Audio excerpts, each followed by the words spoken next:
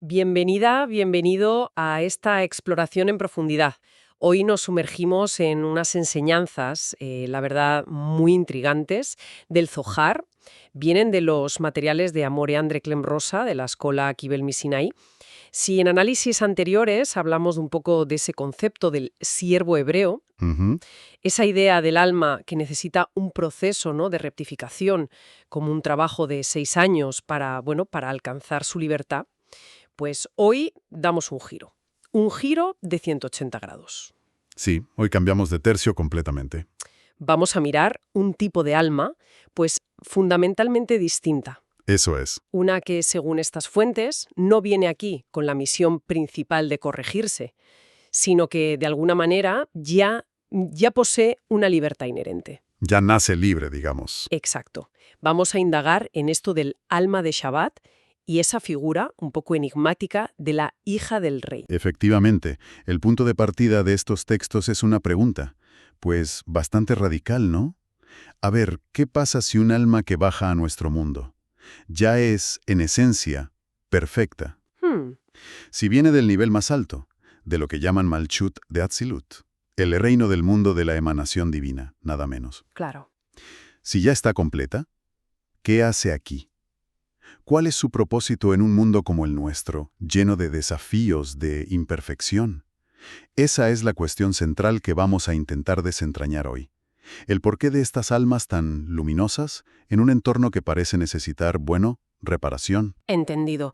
Y parece que el propio Zohar, el texto fuente, ya se adelanta a esta perplejidad, ¿no? Cuentan que un viejo sabio lo plantea directamente. Sí, sí, la pregunta está ahí. Dice algo así como, si esta alma es tan elevada, tan completa, comparable al Shabbat, ¿no? Ese día en que cesa todo trabajo, tanto mundano como espiritual, de corrección. Exacto. ¿Por qué necesita bajar? ¿Por qué encarnar en un cuerpo? Si sobre el Shabbat está escrito, en él no hará sobra alguna. Parece, pues eso, una contradicción. Justo, esa es la tensión que el Zohar quiere resolver. Y la primera gran metáfora que usa es precisamente esa, la del alma de Shabbat. A ver, Durante los 6 días de la semana, desde esta visión mística, se hace el trabajo. Y ojo, no es solo currar, ¿eh? Es sobre todo el tikkun. el esfuerzo espiritual, sí, de refinamiento, corrección. Eso, crecimiento personal. El Shabbat, en cambio, es otra cosa. Representa un estado de perfección innata, de plenitud, de descanso espiritual. Y esta alma elevada es, en su esencia, como el Shabbat. Vale, es como el Shabbat, pero entonces, si baja a nuestro mundo, a los días laborables, por así decirlo, no se ensucia, no se ve obligada a ese trabajo del que por naturaleza está exenta. ¿Cómo mantiene esa cualidad de Shabbat? Ah, ahí está la clave. La respuesta que las fuentes atribuyen a Rabbi Shimon Bar Yochai, que es la figura central del Zohar, ¿no? Sí, Él explica que la santidad propia del Shabbat, esa cualidad de perfección, acompaña al alma. Va con ella donde vaya. No es que el alma pierda su estado elevado al interactuar con el mundo. o sea, no se contamina. No. La analogía que usan es muy gráfica, muy potente. Es como encender una vela en una habitación oscura. Ajá, La llama de la vela no se oscurece por estar rodeada de oscuridad, ¿verdad? al revés. Su función es iluminar esa oscuridad. Pues igual, la presencia de esta alma no la contamina, sino que tiene el potencial de elevar el entorno. Qué imagen más potente. Sí, sugiere que bajar no es una caída, sino un despliegue de su propia naturaleza. Exacto. Así que, aunque esta alma tan sublime se ponga un cuerpo físico, interactúe con las complicaciones de nuestro mundo, su santidad, digamos, intrínseca, permanece intacta. Permanece. No está sujeta al trabajo de un siervo, a esa tarea de rectificación que vimos con el siervo hebreo. Justo ese es el punto crucial. Su misión fundamental no es corregirse a sí misma, porque, por definición aquí, ya parte de un estado de plenitud. Su misión es de iluminación. Iluminación. Sí. Traer esa luz propia del Shabbat, esa perfección, esa armonía de Atzilut a nuestros días laborales, a la realidad cotidiana de este mundo que se ve como, bueno, como más alejada de esa fuente divina. Es una presencia activa de lo sagrado en lo aparentemente profano. Y esa idea de iluminar en lugar de arreglarse, ¿cómo se concreta eso? ¿Significa que estas almas tienen vidas fáciles o que no tienen problemas? No necesariamente vidas fáciles en el sentido mundano, ¿eh? Las fuentes no sugieren que no tengan desafíos externos. La diferencia está en la respuesta interna y en el propósito de bajar. Entiendo. Mientras que para el siervo, los desafíos son oportunidades directas para su tikkun personal, ¿no? Para crecer, él. Claro. Para el alma de Shabbat, los desafíos podrían ser, pues, el escenario donde su luz brilla más fuerte, donde su misión de influir, de irradiar esa cualidad de plenitud, se manifiesta. No viene a arreglarse a sí misma luchando, sino a iluminar el entorno, quizás incluso a inspirar a otros en sus propios procesos de tikkun. Su enfoque es hacia afuera, por así decirlo, aunque actúe desde su interior, claro. Comprendo. El foco cambia. No es tanto autoperfeccionamiento, sino irradiación. Y aquí es donde, según el esquema, la cosa se pone realmente interesante. Sí. Para profundizar en esta misión de iluminar, el Zohar cambia de metáfora.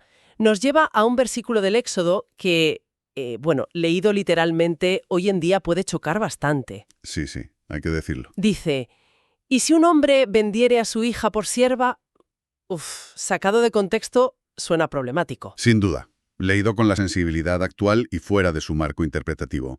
Es un versículo complejo, potencialmente perturbador, sí. El contexto histórico antiguo era muy distinto. Pero claro, la Cábala y el Zohar en particular siempre busca significados místicos, simbólicos, ¿no? Detrás del texto literal de la Torá. Ajá. Y en este caso, la interpretación que dan estas enseñanzas, le quita toda esa crudeza literal aparente. Lo eleva a una dimensión totalmente espiritual. De acuerdo. ¿Y cómo hacen esa decodificación? ¿Qué representa el hombre, la hija, la sierva en este lenguaje simbólico? A ver, la interpretación es fascinante, por cómo le da la vuelta a cada elemento. El hombre, Ish en hebreo, que vende, no es un padre terrenal cualquiera. En este contexto místico, es una referencia simbólica al propio Creador, a la fuente divina. El término Ish a veces se asocia en Cábala con aspectos emanadores de la divinidad. Vale, el creador. ¿Y la hija? La hija, Bat, es precisamente esta alma purísima de la que hablamos, la que viene de Atzilut, del mundo más elevado. Se la llama hija del rey como metáfora de su nobleza espiritual, ¿entiendes? Su cercanía, su valor inmenso para el Creador.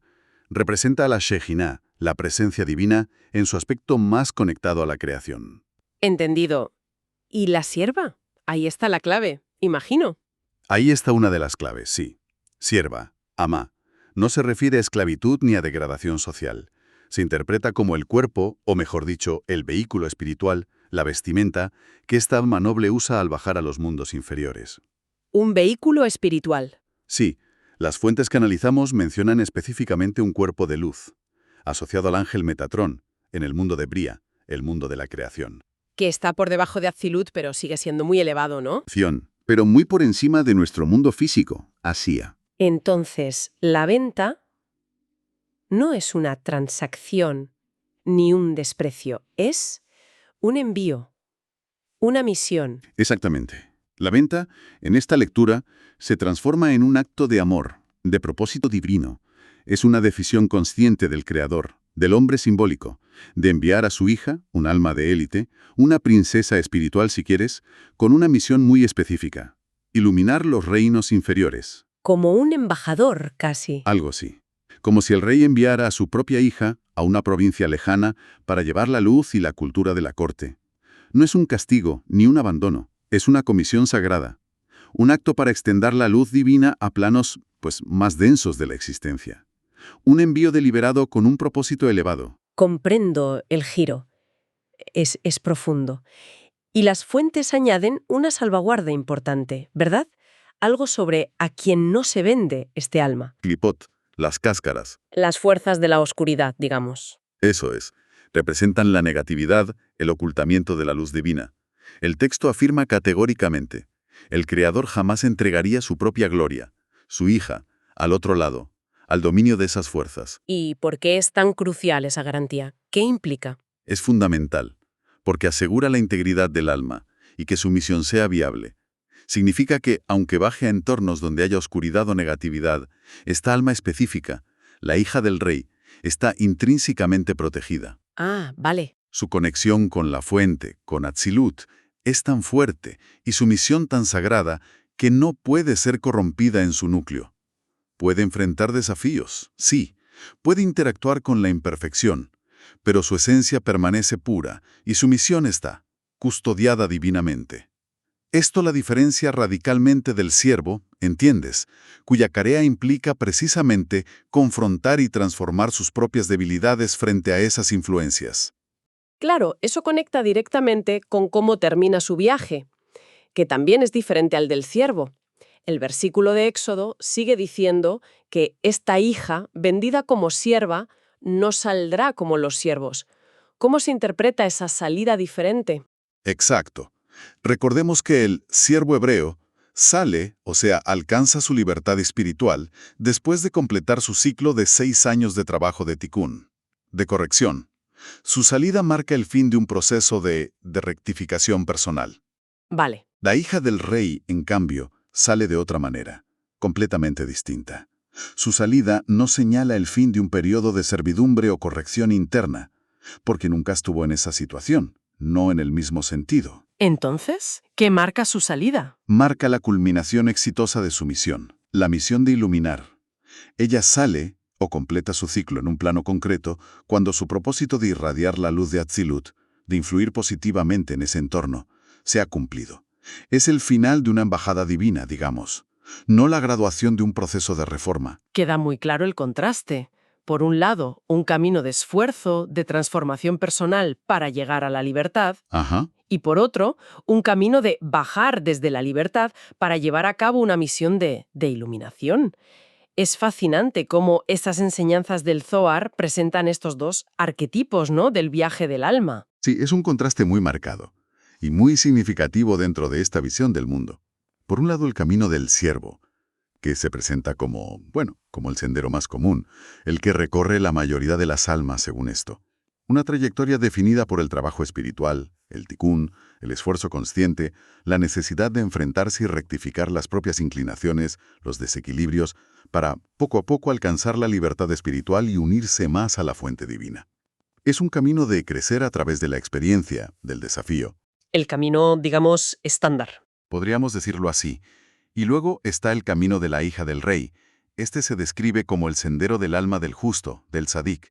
Esta alma baja no porque necesite pulirse, ya trae esa perfección del Shabbat, esa luz directa de Atzilut, sino que su propósito es actuar como un faro, como un canal de la luz divina para beneficiar al resto de la creación. Su descenso es en sí mismo un acto de servicio generoso, desde un estado de plenitud, no un proceso para alcanzarla. Entonces, si intentamos sintetizar un poco, ¿cuál es la gran implicación de reconocer que existen estas almas de Shabbat, estas hijas del rey, dentro de este sistema?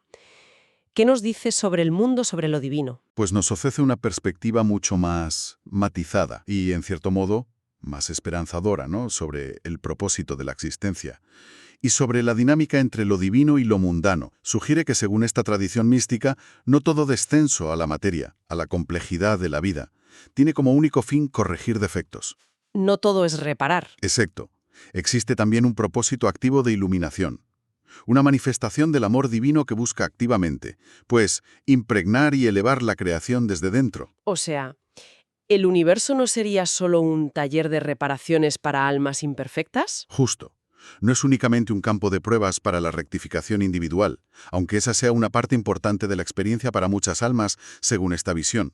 También es un lienzo donde la belleza y la luz divina se manifiestan directamente, a través de conductos puros. Entiendo. La presencia de estas almas Shabbat, o hijas del rey según lo interpreta el Zohar, sería una prueba tangible de esa conexión, inquebrantable entre los mundos superiores y los inferiores. Una señal de que la santidad no es solo un ideal a alcanzar, sino una realidad que puede encarnarse y actuar en el mundo. Es una afirmación potente de la presencia continua de lo sagrado, incluso, bueno, en medio de lo cotidiano y lo desafiante. Hemos recorrido hoy dos visiones, complementarias pero distintas del viaje del alma, extraídas de estas enseñanzas cabalísticas comentadas por Moré André Clem Rosa. Por un lado, el alma que, como el siervo hebreo, necesita trabajar, esforzarse por su libertad espiritual mediante la corrección. Ajá, el camino del tikkun. Y por otro, el alma que, como el Shabbat o la hija del rey, ya posee esa libertad y baja con la misión específica de iluminar. Una dualidad entre corregir e irradiar. Exacto. Y la contemplación de esta segunda categoría, la del alma de Shabbat o la hija del rey, incluso si la tomamos solo como una metáfora potente, nos deja con una reflexión que va más allá de lo estrictamente cabalístico. ¿Ah, sí? Sí, porque si existen, o si concebimos la posibilidad de que existan, seres cuya función primordial es traer luz, inspiración, esa cualidad de plenitud a los días laborables de la existencia, ¿cómo podría eso cambiar nuestra propia percepción? ¿En qué sentido? ¿Buscar activamente a esas personas o...? Quizás no tanto buscarlas como individuos concretos, no, sino más bien estar abiertos a reconocer esa cualidad de luz, de santidad inherente que pueden manifestar. Si aceptamos que esa chispa de Shabbat, de perfección o inspiración, puede estar presente incluso en medio de nuestros propios desafíos diarios, ¿cómo nos invita eso a mirar el mundo y a nosotros mismos? Interesante. Podríamos aprender a reconocer esos destellos de la hija del rey, esa inspiración que no esperas, esa belleza que resiste, esa bondad gratuita, en nuestras interacciones, en la naturaleza, en el arte, o incluso en momentos fugaces dentro de nuestra propia conciencia. Es una pregunta que abre puertas. Podemos entrenarnos para ver más allá del trabajo, del esfuerzo constante, y reconocer también los momentos de Shabbat inherente, tanto fuera como dentro. Esa es precisamente la invitación a la reflexión, creo yo. No se trata de negar la realidad del esfuerzo y la dificultad, el trabajo necesario del siervo. Eso está ahí. Claro. Se trata de preguntarnos si, al mismo tiempo, podemos cultivar una sensibilidad para percibir la presencia de esa otra dimensión, la de la luz que no necesita ser creada sino simplemente Reconocida. recibida.